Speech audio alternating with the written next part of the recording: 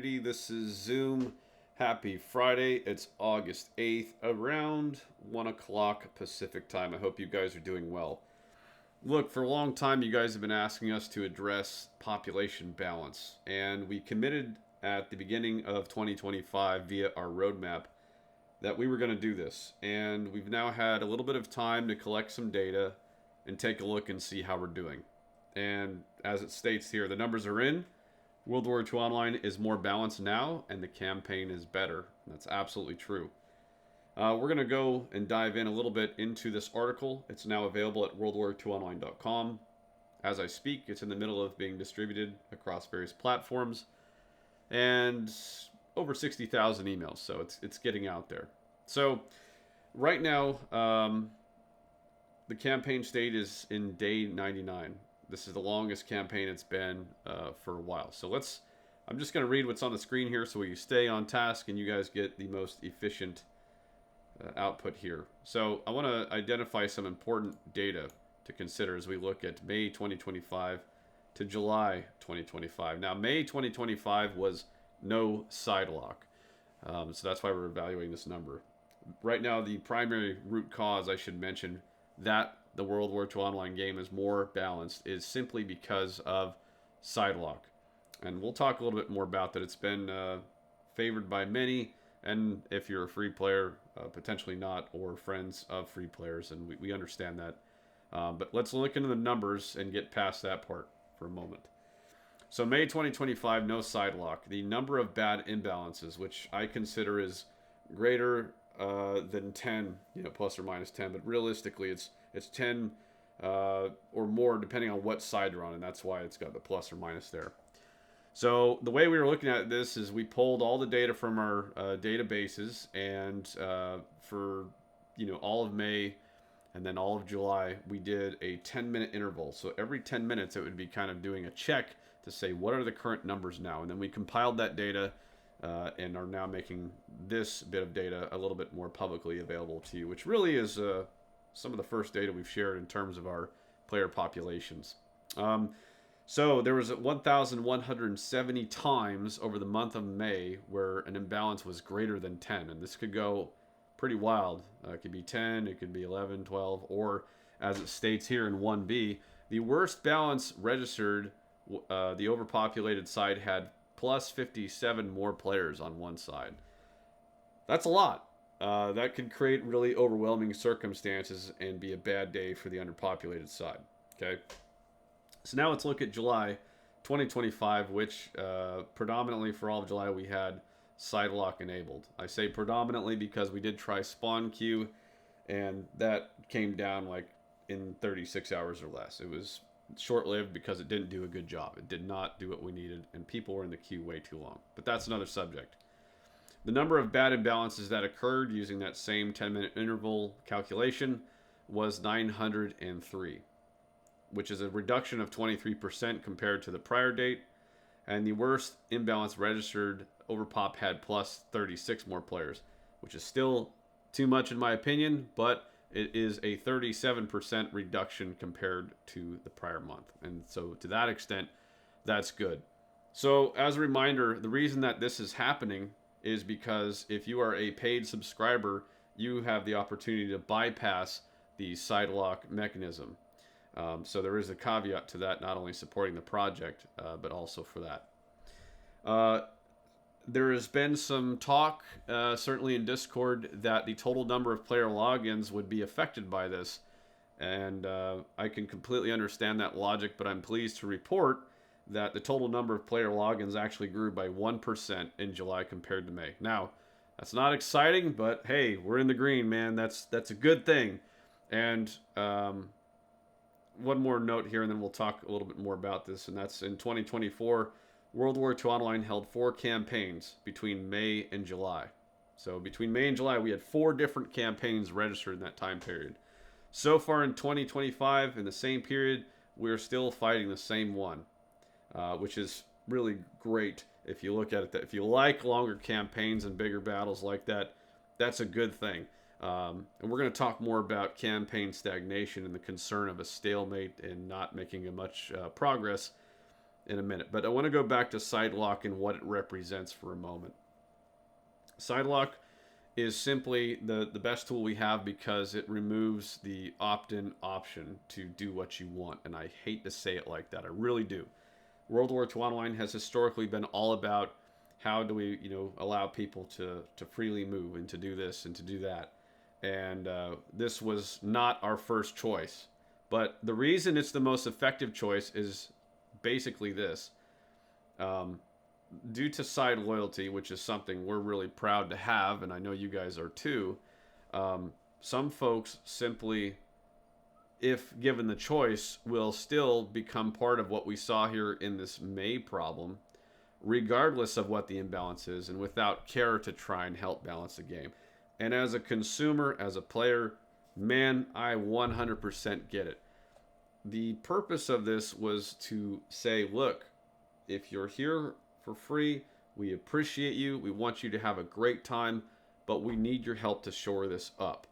And we chose to select our free players first because the subscribers of our game are doing the hard work and literally keeping the game operational. Their subscriptions are making this happen. So we had to make a choice and say, hey, let's try and make this better utilizing the support of free players coming in. Because if that's how you can contribute to making the game better and healthier, to support the subscribers, that's a great thing. And honestly, we should be thanking our subscribers and certainly our free players as well. This is not designed to negatively impact them. Of course, yes, if side balance is on, meaning the imbalance is great enough to, or side lock is on, the imbalance is great enough to cause that, yeah, your freedom of choice will be restricted to playing the underpopulated side, and that's okay. That's part of the deal. Go play it for free. Have a good time. The good news is that once the imbalance relieves itself and it becomes a balanced game, guess what? Now both sides are open and you can go switch to the other side. So yeah, that is possible for you to do. We're going to continue to monitor these numbers. We may have follow-up reports, but I think the trends above are very good. And this is what we would consider a bit of our slower season here because most people are on vacation. So that's really great. You're welcome to pause this video if you like, or check out the main article to see what Ida Fulgore, your Axis Commander-in-Chief, and then WWII, your Allied Commander-in-Chief, has had to say it. These guys have been the Sinks now. Sink is short for Commander-in-Chief. For the entirety of this campaign and prior ones as well. So they have a pretty well-rounded perspective on the positive benefits from all of this. So let's talk about Time Zone 3. Time Zone 3 has been a long-standing issue for everybody in the game. Even when I was a player between 2002 and 2010, this was a problem. And I played many of those late nights too, and I saw it firsthand. This has been something we have not been able to solve successfully. But we are working some solutions. So the first solution, which has already been implemented to combat this, is to require a minimum number of players to be online and present on the underpopulated side. That is really crucial to understand. The way that attack objectives are now provided to the server and issued is based on the underpopulated side's population. It makes sense, right? It's not based on everybody logged in. It's based on, hey, is the underdog going to be able to handle this? So that's good. So now a secondary solution, and that's implemented already, and it has been slowing things down and a little bit. But a secondary solution, which we are now working on, and we just got a lot of player feedback. We have about a 90% approval on this in Facebook, our Facebook group. We have an 80% approval in Discord. The overwhelming majority of World War II Online players are supportive of this next thing I'm about to talk about. So the secondary solution being assembled by CRS is to slow down capture speeds based on specific hours of the game. So here's how it would work. If we determine between 11 p.m. and 6 a.m. Pacific time, which is GMT -8, that's what I consider Time Zone 3, we create an hourly modifier to slow down capturing to what we find fits. So, for example, at 11, if the server capture rates would then be reduced by 50% or requiring double the time to capture. So, again, if one person can normally capture a facility, of any kind, and the capture speed was 120 seconds, in that condition, now it would take 240 seconds. Then we roll that through the whole night, and then when 7 a.m. arrives, which is the beginning of time zone 1, from my understanding, then capture rates would then return to normal. What's really cool is we'll have so much granularity is that we can change each hour according to what we need. So one size may not fit all, and we need to recognize that the game population fluctuates throughout the day. What's also really cool is that these changes only require making some minor adjustments to the server and then restarting the server. It's not a total and complete patch deployment. This gives our game management team and I an opportunity to respond to changes needed in a reasonable time frame with limited resources. That's super awesome. We're building it right now. In fact, we have initial code created, and we are testing and adapting that to our system so it works as best as possible. So we think that would be our best runner to, again, we want to make sure time zone 3 continues to operate. We see, due to recent translations being reactivated, like the Chinese translations as well as Russian, we're starting to see some growth from that community, which is really, really exciting. We're happy to see those guys showing up.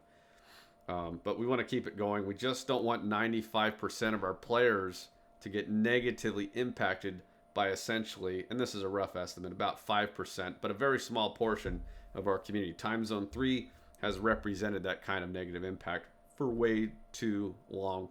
So we're trying, guys. We're making adjustments where we can. Yeah, some of it's a little fast, but listen, we're getting data points, and in some cases you could say arguably we're falling forward. That's good. So removing campaign stagnation. The game hasn't been this closely balanced in my 15 years of being here at CRS. I've been here since 2010 now, and that's hard to believe. Like, where did the time go? In this case, we don't want to see a side get its rear mercilessly kicked, but we also don't want the feeling of a stalemate. So here are some active priorities we are working to reduce that feeling of stagnation. So capture timers have recently been reduced, making captures faster. This is currently live. So if you look down here, this shows the old capture speeds, and this shows the revised capture speeds. The objective, again, is to make things based on time zones, like during time zone 1 and 2, potentially 2, which is our strongest time zone, the most populated. We don't want you to have to wait a ridiculous amount of time. There is a significant number of players online, which can result into really quality battles. And if it takes a while, you get disinterested, bored, things aren't happening enough. So that's why we wanted to address that. And that's why we're targeting, as I stated above, to slow those capture timers down later on. It's not that we don't want those guys to have a good time, but again, we need to protect 95% of the player base. Like, that's just, we just got to do it with while still providing them the 5% an opportunity to play. So the next thing we did is we made a second attack objective more accessible for our high command. This also should state for the players too, because with proximity-based attack objectives, you can actually get close enough as an infantryman, a truck, a hauler, an anti-tank gun, a light anti-tank gun, and an anti-aircraft gun too. Get close enough, that all triggers infantry EWS, which will give you the opportunity to place an AO in the event that HC is not around. Sidebar, high command tools are out. If you didn't know this, that's not in this article. hctools.worldwar2online.com. You can go there and apply if you want to be part of high command and help your side with the strategic effort. You can do that now. It's a whole new Orbat. It looks familiar, but the number of empty billets and the long old school pages of what that looked like is gone. It's way cleaner. And it also works on mobile devices, tablets, any browser. B2K and Sniper 6.2 have done a great job in getting that operational. We're grateful for that. And we're also grateful for our high command officers for reapplying and our seniors for going through all that. I say all of that to make sure you know that the high command is something that we want to preserve. It's critically important to our strategic component of World War II Online, and it's something that really makes World War II Online awesome. It's a refresh opportunity. It's the first new tools we've had in a really long time. Get in there. hctools.worldwar2online.com. Okay. And point number 3 to kind of wrap this part up is a supply audit. We're right now working with the game management team, and we'll start the process when appropriate to get our high command officers aware of what's going on a bit more, as we aim to focus reducing garrison supply, and that essentially means less automatic infantry weapons, some less tanks, and their equivalent anti-tank capabilities. We don't want there to be a disproportionate amount there. And air supply, which really has been significantly, I would say, enhanced. Like, there's so many, with all those small airfields, there are way more air supply across the map. But these things need to be done carefully. When it comes to garrisons, there's concern. Why we're targeting this is there's concern there's too much supply.